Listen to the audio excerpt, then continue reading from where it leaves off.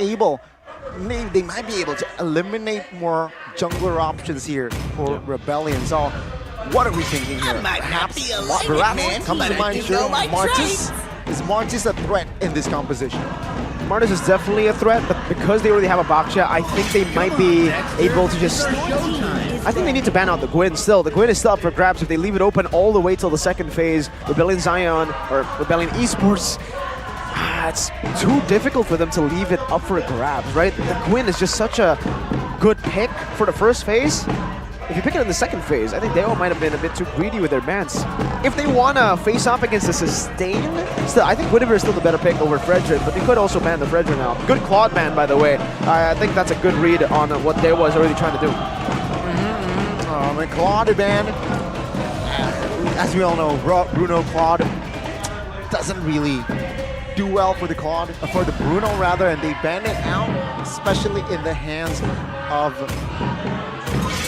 see value in me. Who is in the hands of Watts, potentially, right?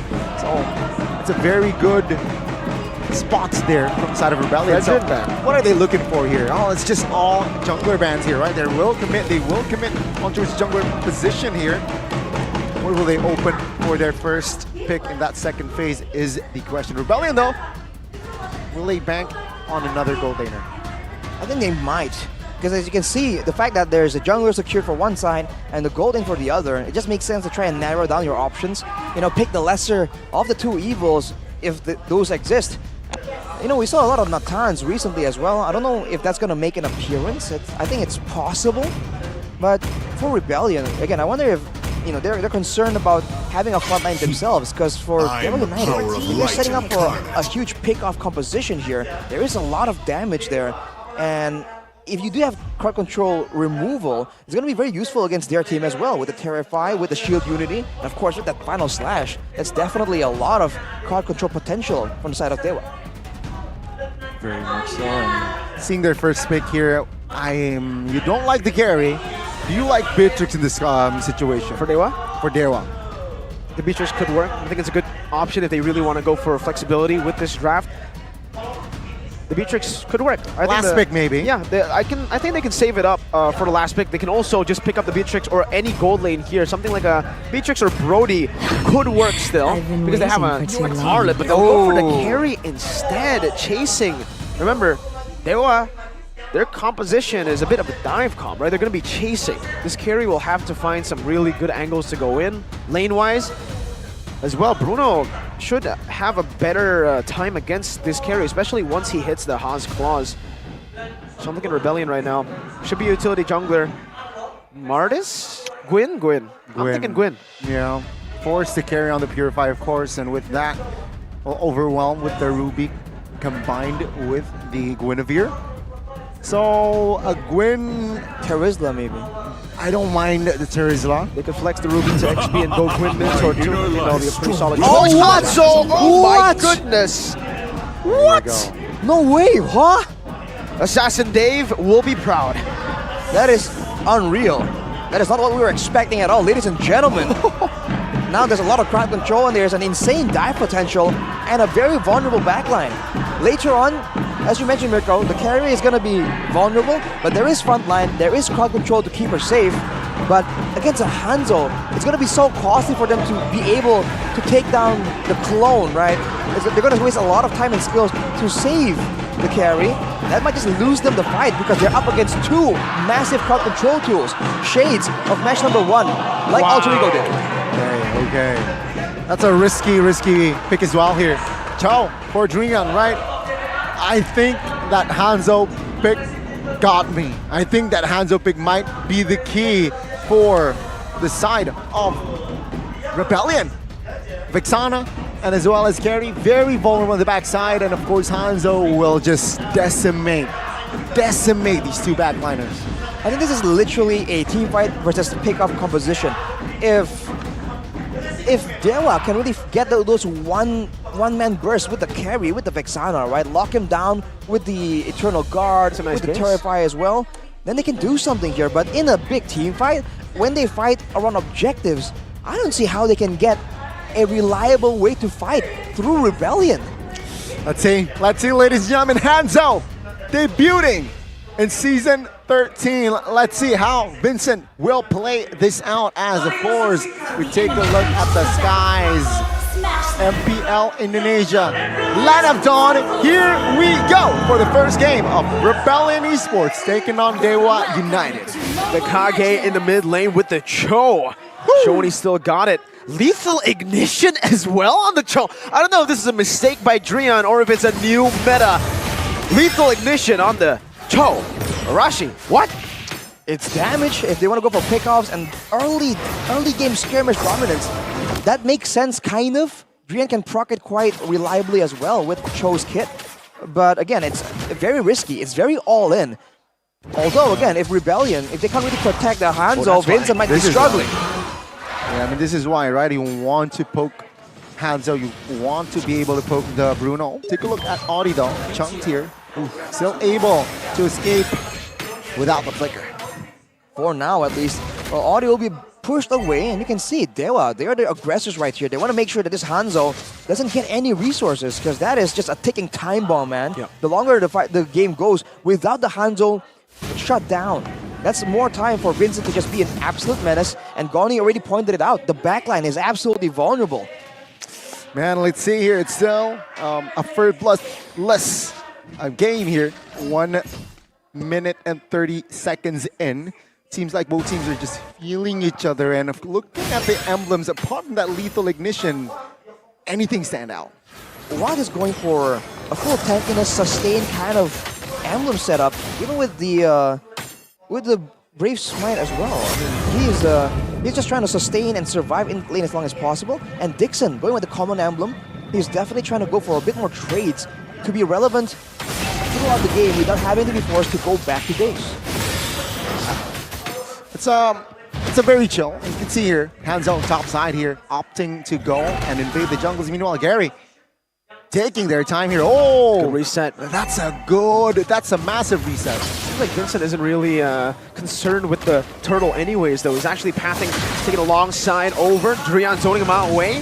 Vincent, though, still gonna go in. Drian looking for the back, and it's gonna be Vincent who jumps in and finds the retribution cars. In the midst of it all, gonna be caught. Implosion by Audi TZ to save Vincent from Drian. Drian wasn't able to fully flank Vincent there. Hey, that's a win for RBL. That's a dub. That is a dub here. Vincent unexpected with the timing here, but of course, ladies and gentlemen, we have to wait. Just like on your screen, gain and pause, please wait patiently. So ladies and gentlemen, right, let's analyze here. The first 2 minutes, what happened, Arashi? What caught your eye? I think definitely Dewa knows their assignment here. They're trying to shut down the Hanzo, but Vincent was able to just maneuver around it. And again, the strong crowd control, the strong laners that Rebellion has allows them to really peel off and stop Drian from going aggressively on the Cho. I almost feel like the idea is to play it like a Hilda, right? Yeah. To just invade, be tanky, be sustainable, have some damage. But it's just a more mobile and a more flexible version. Unfortunately, it wasn't enough, and Vincent right there, showing again the extra bit of benefit from running the Hanzo. You can go and make risky plays into the neutral objective contest and be in relative safety because you can leave your real body further out. That is something that they will have to try and adapt to, right? Send someone in the back to attack the real body. That is usually the counter against a Hanzo. But again, so much crowd control, right? The Tigreal and the Ruby, can they do that? Because Drian went for the punish, but he was punished himself under the turret. Let's be hypothetical, right? If Drian got Vincent under the turret and Vincent did not time the retribution well, is it worth it? I think it's impossible for Drian to solo kill the Hanzo anyways, right? Sure, he could but cancel it it. canceled. Let's say Turtle secured for the side of Dewa. Drian died though. I think it would still been like, it wouldn't have been optimal still. I mean, it will be better. Let's see and continue the match of Rebellion Esports and Dewa United. All right, still a slow game for both teams. I think Dewa is just a bit more... it's just more urgent for Dewa to try and make something happen. They have the Vexana pick as well, and they haven't been able to use it to great effect. No big moment has been made yet, and now Vincent Pinnacle Ninja, Vincent now jumping in. Devastator. Kaze is going to be taken. Oh no! He's going to be able to pop into Eternal Guard. Guard just barely, but he's still going to fall. Swalo picks up the kill with the stolen Eternal Guard. Oh no! I am you! Holy moly, I did not expect that one. We expect the vulnerable backlines that will be targeted by Vincent, but that play particularly, I did not see that one coming. Item-wise though, you can see here Dreadnought armor for the Baksha, and it's just all standard. Thunderbelt though, first item for that carry. Bit more trading potential, bit more crowd control, but Vincent was able to do that without items. Yeah, he hasn't finished a single item completely yet, and he's able to do that, man. As a mage player, one of the worst things to be going up against is a Hanzo, because you have to actually take out the clone. You can't stun it to cancel, you know, you have to really take it out, and especially in the early game, you don't have that kind of damage. Implosion, one man is on Dixon. Able to flicker out right now as Eternal Guard knocks Vincent up. Pinnacle Ninja used up already. Dreon in position to look for a flank here. Maybe possibly a pick off on the Swalo or Auditizi. With no implosion at hand, final slash. Swalo brought back to the team just barely. Now Dixon going to be able to stay for a bit, but Swalo gets kicked into the team by Dreon. A good way of the dragon and a good turtle take Dewa back. Oh, the alley-oop was spectacular. The finishing top-notch. Dreon with the positioning, he delivers as well. Dewa United starting to answer back. Man, that really, Rebellion just really forced it there, and now the tempo is absolutely in the hands of Dewa. Now they have time to actually sneak into the jungle. Unfortunately for Rebellion, they can still kind of stabilize. They have to know when to let go, man. Right there, they used the critical ninja, and they just didn't have a lot of things to try and fight that out. And they did not respect the presence of Dreon just sneaking around the backline, man. They have to try and pay more attention to that. That burst. What? Zones him away. Moai is zoned away completely. From lane, Triple Ninja, Devastator, Dixon, Vengeance again right now with the CC. No more CC to play with.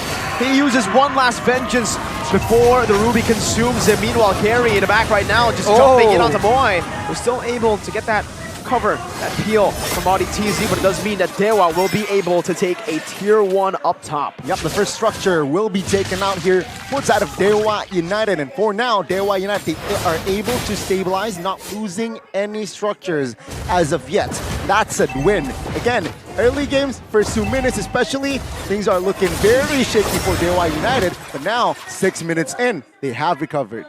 I really thought that Dewa United would get an advantage, would be having more to say about how the game goes in the early game. So it's still according to expectations. For Rebellion though, I think the mid game, when there's like 1 or 2 items, that is where Dewa United needs to be extra careful. For now, it seems like they're still trying to just maintain control, be the first one to the objectives. But once there's 1 or 2 items, that damage becomes a bit more difficult, and they have to really wait until the farm comes in for Watt and Keys if they really want to match the damage output.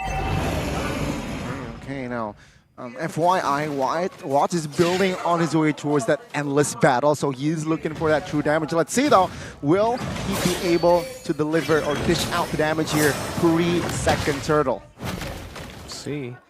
Zoning, Audi holding on to that bush. Cars is walking down. Dixon, chunk of damage on the Swalo, forcing the regen right now for Rebellion Esports. We're still on the turtle. Gary's trying to fight for that aggro onto the turtle. Meanwhile, bottom side, the final slash stolen away earlier. Swalo pops it in. Watt though, able to pop in that Purify just barely. Meanwhile, Dreon with the split push on the roaming Cho with a lethal ignition as Rebellion are in desperate need of a decision. They want to commit right now with Pinnacle Ninja and a Devastator. Gary tried his best to go for it. Auditizi in the midst of it all, going to be able to find 2 members, shoving them back in as that's an Eternal Guard that actually connects on Auditizi. Swalo stealing away the Eternal Guard in the back. That's Moai kicked down by the way the dragon is slain by the Vengeance, but Cars finds that I'm offended, brings him back under the turret. Dixon still able to survive, pops in regeneration. Another Pinnacle Ninja as Dixon jumps into the Vengeance. Vincent all the way back. Dixon 1 HP. Dreon coming back into Vengeance. That's a reset and he finds it. Gary helps him out. Dixon's 1 HP. Swalo needs 1 more hit, but he's not able to find it. Dewa United come out on top. It's written in the stars. Dewa United now showing hands, but Gary, he's isolated. He is. He's 1v2. He's buying time. Is it going to be worth it if they find the tier 1 in the mid lane? I think it should be. Eternal Guard to stop Audi from an engage. Watt utilizing the space to take the turret. Gary for tier 1. Trade after trades, but Dewa United comes out on top. Rebellion Esports, what happened around here? It's the mobility, man. Drian is just, just pushing a huge pace onto Rebellion. He's the one split pushing, he's the one engaging, he's doing a lot of things for his team because Rebellion are just hesitating to pull the trigger. They have the man advantage, they saw the Cho irrelevant to the fight all the way on the other side of the map, and they have two big engage tools, but they did not go for it. They're just a bit too cautious about the counter-engage potential coming in from the Vexana. That's something they have to try and adjust or find a different solution to. But after that, it's all about the movement, right?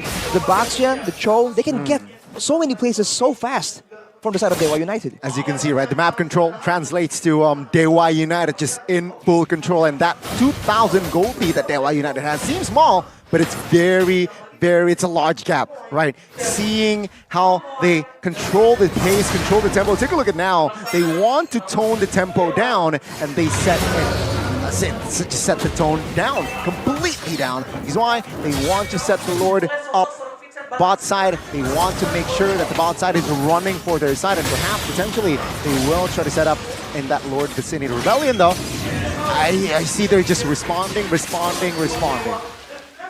It's going to be very dangerous for them if they miss position right here because, again, Dewa United has a lot of chase, a lot of crowd control. And look at Drian, man. It's just so annoying for them, but all cars.